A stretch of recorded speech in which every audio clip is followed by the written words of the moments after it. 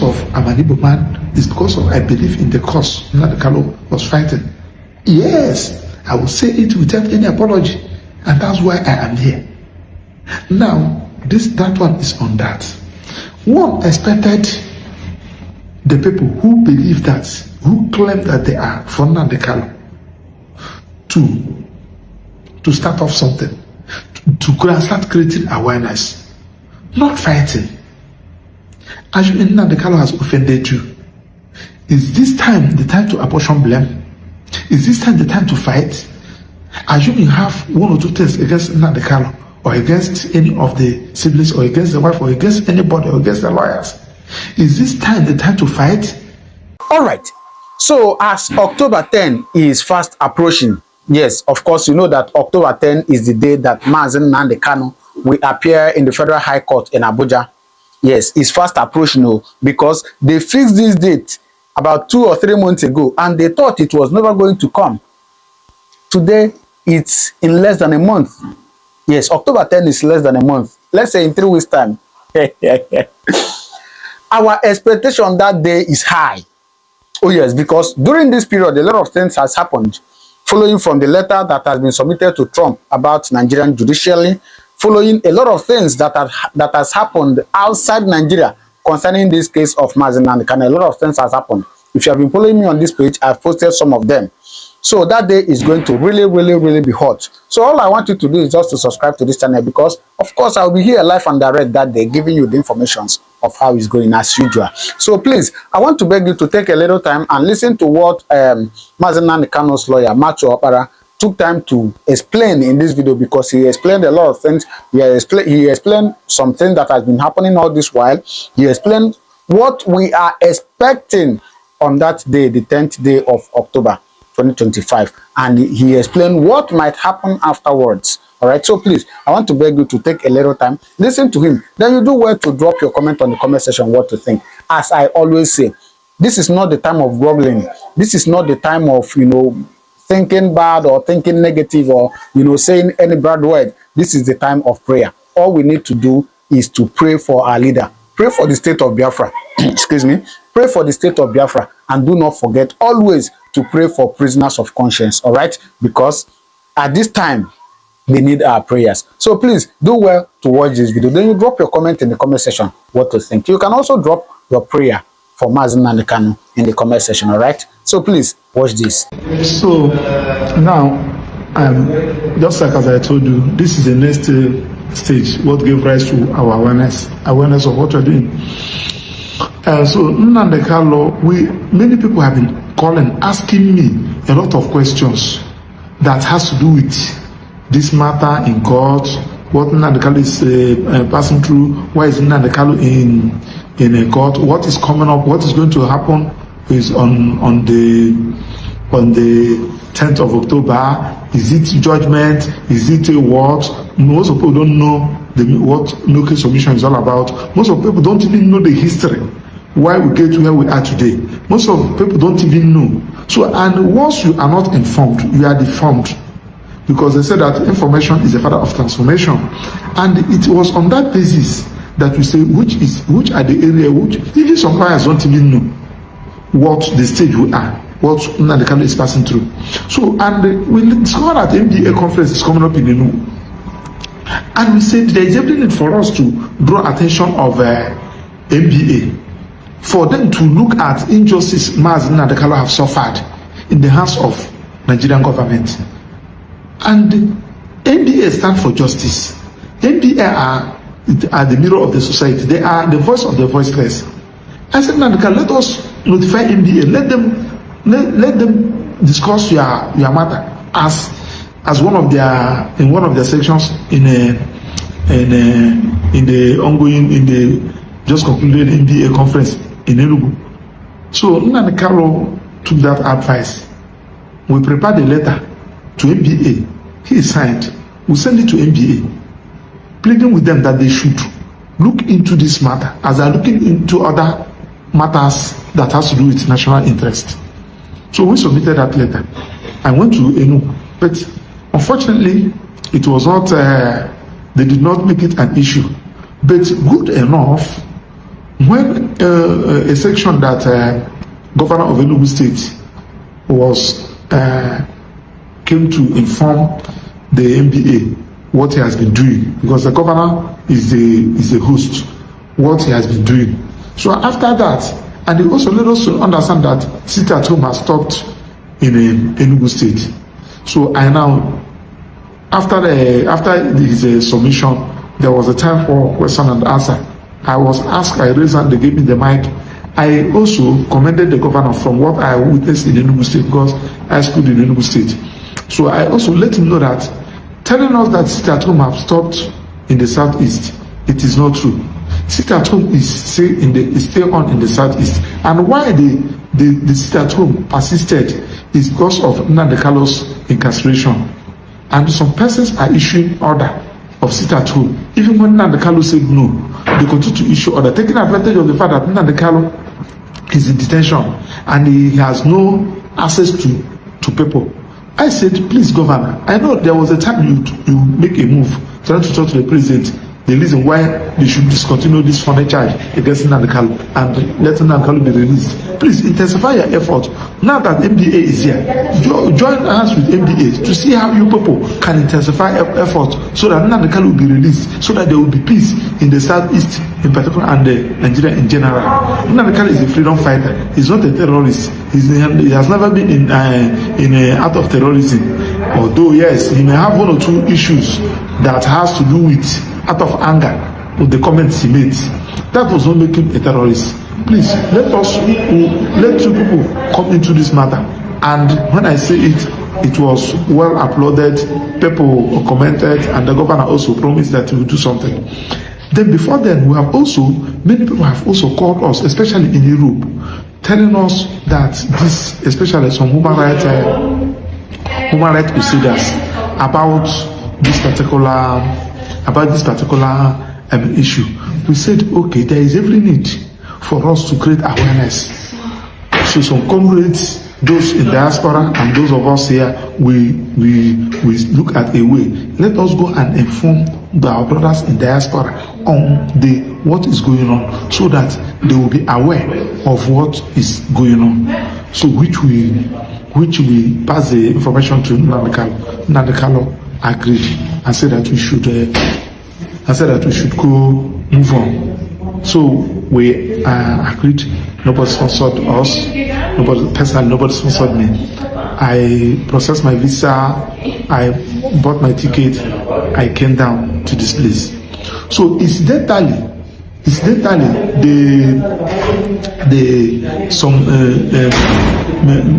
people are going to have their going to have their cultural day. So they also invited me that since I'm coming to Europe, I should also use that opportunity to do what? To address them, because they want to know much about what Nnamdi Kanu is passing through. Because one, it's not only members of IPOB that are concerned. I can comfortably tell you that 90%, if not 95% of Igbos are interested in Nnamdi Kanu's matter.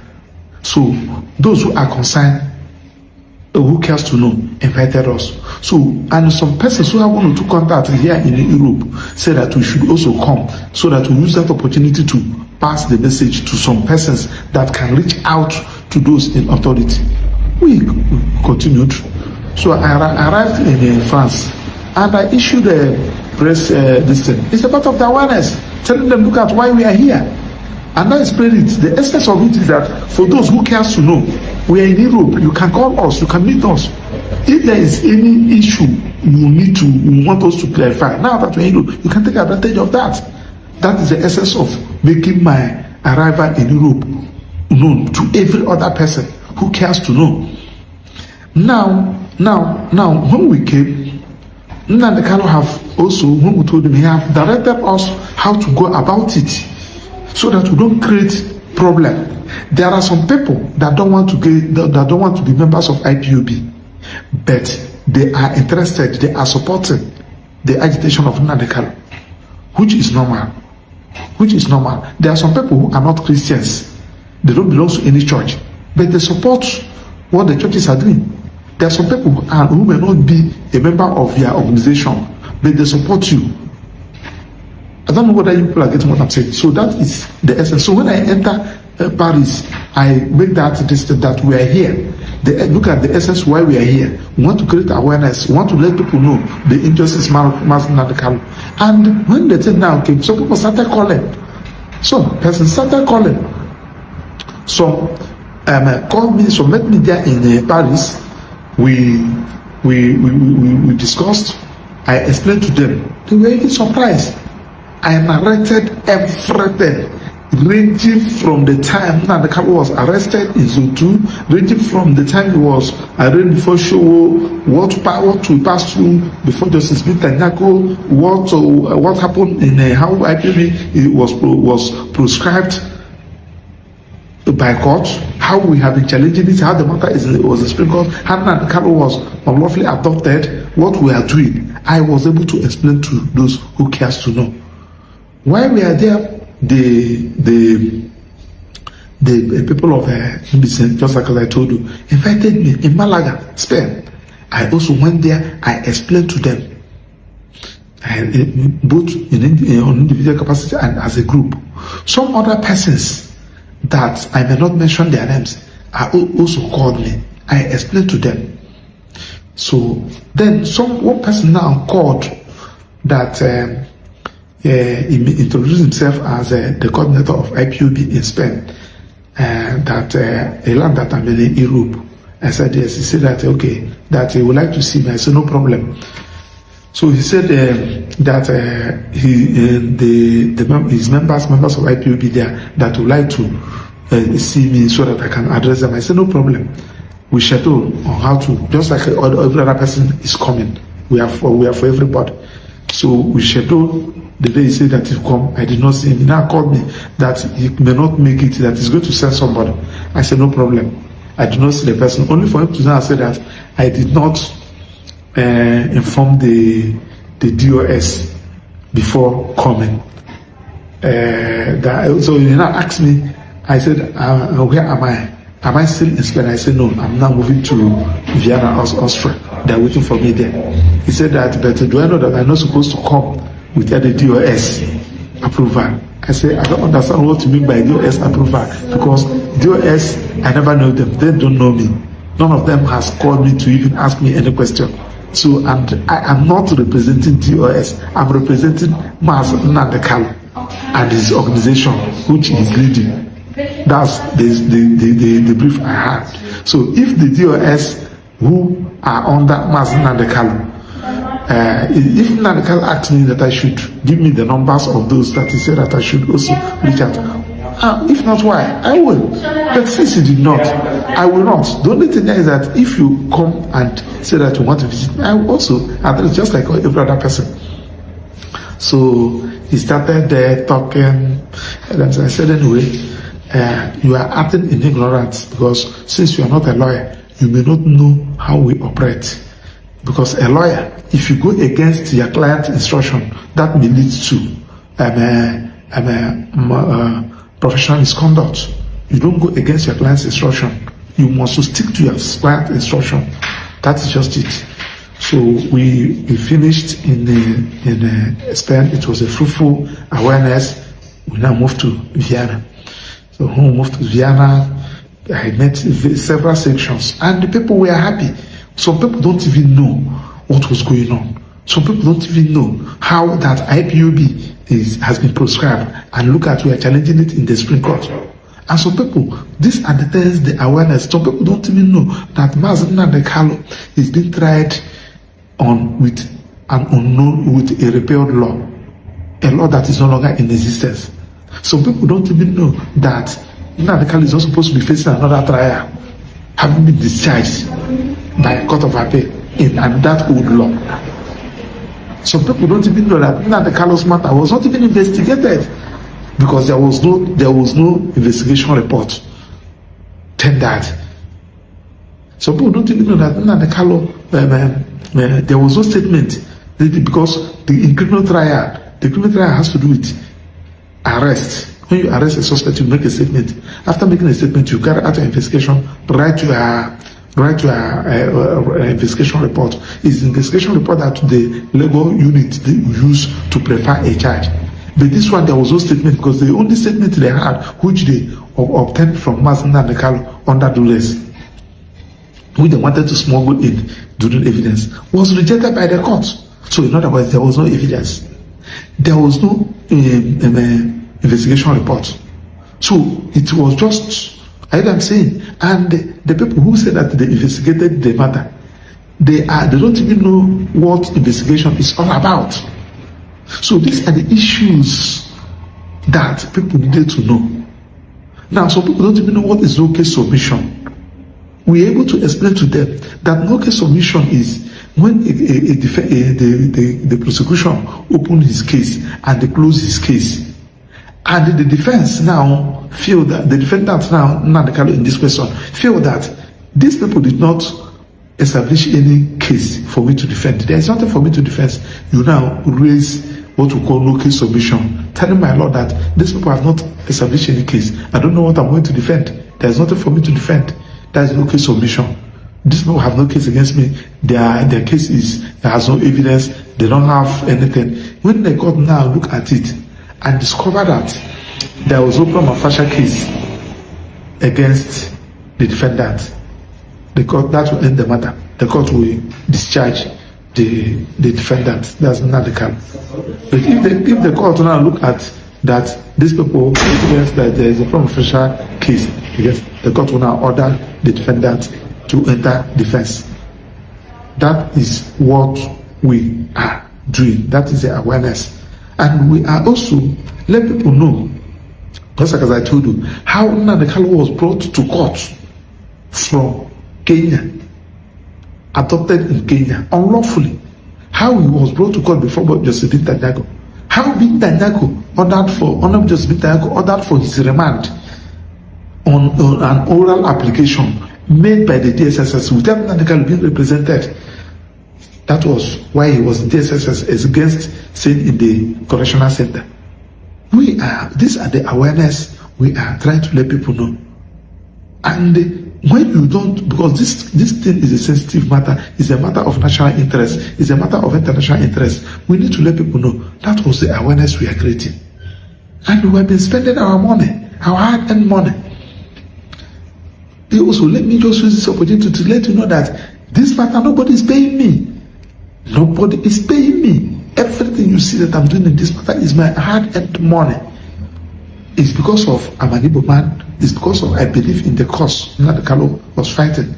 Yes, I will say it without any apology, and that's why I am here. Now, that one is on that. One expected the people who believe that, who claim that they are for Nnamdi Kanu, to start off something, to start creating awareness, not fighting. Assuming Nnamdi Kanu has offended you, is this time the time to apportion blame? Is this time the time to fight? Assuming you have one or two things against Nnamdi Kanu, or against any of the siblings, or against the wife, or against anybody, or against the lawyers, is this time the time to fight? I thought that the people that claim that they are supporters of Nnamdi Kanu and the US fighting for this thing, their eyes should be on the ball, not try to edge Nnamdi Kanu out so as to take over. It is unfair. It is bad. It is bad. The look of IPOB, the head of IPOB, the person people are seeing as IPOB is Nnamdi Kanu. You can't be more Catholic than the Roman Catholic Pope. So fighting me, someone that have suffered, this particular case, I don't want to tell you what I have passed through, the price that we have paid and the price that we are still paying. We are not regretting it because we are committed in what we are doing. Our eye is on the ball, and our eyes should be on the ball. So that one is on that. Now, what are the DOS supposed to be doing? Is it fighting us? I'll come back to tell you.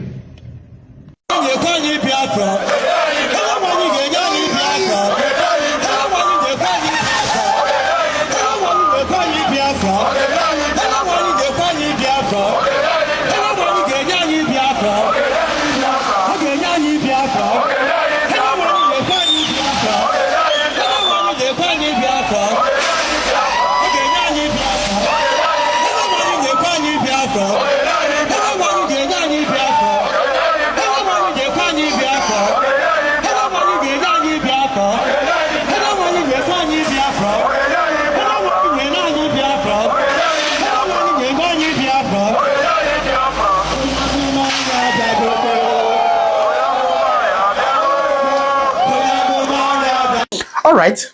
So after watching it, what do you make of it?